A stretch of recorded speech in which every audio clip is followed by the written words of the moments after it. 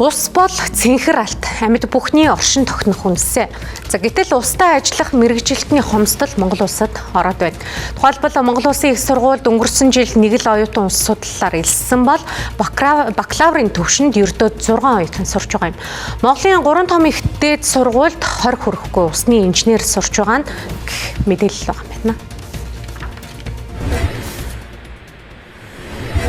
2025-аас 30 оны хооронд Монгол улсад бэлтгэгдэж байгаа усны инженерүүдийн тоо 10 хүрэхгүй хэмжээнд очно гэсэн. Энэ нь 2040 оны үед Монгол улсад усны инженерүүдийн яг усны менежментийг явуулах инженерүүдийн дутагдал үүснэ гэсэн. Гэтэл 2040-50 онд Монгол улсад уур амьсгалын өөрчлөлтөөс болоод мөнгө цасны хайлалтаас болоод сэвдгийн хайлалтаас болоод хамгийн том усны нөөцийн хомсдлын асуудлууд үүсэж эхэлнэ. Өөрөөр хэлбэл Монгол улсад өнөөдөр усны инженерүүдийн дутагдлаас шалтгаалаад ирээдүйд бий болж болзошгүй экологийн суурил болоод усны нөөцийн хомсдолтой тулгарах хүчин чадал бидэнд байхгүй байна гэж хэлж болно. Тийм болохоор маш яралтайгаар усны инженерүүдийг бид нар бэлтгэх хэрэгтэй.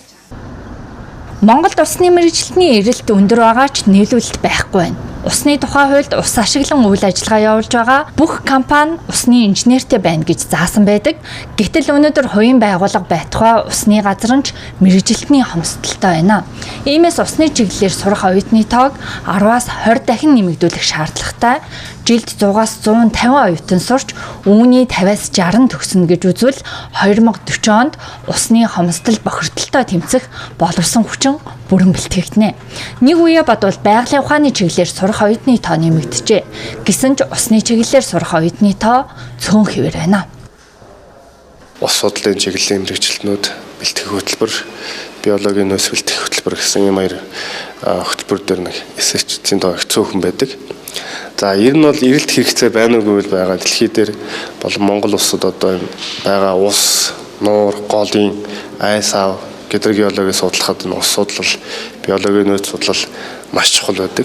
За энэ жилийн хувьд бол бид нар бас эдгээр ангиуд дээр 25-аас 30 хүүхэд авахаар усны газрын удирдлагуудтай ярилцаад эсгэгчтэй нэмэх, за аль болох тэтгэлэг хөтөлбөрт хамруулах чиглэлээр бас тодорхой яриа хэлцээрүүдийг хийгээ явж байгаа. Усны инженер мэргэжилтнүүд ирээдүйд эрэлттэй хамгийн өндөр цалинтай болно.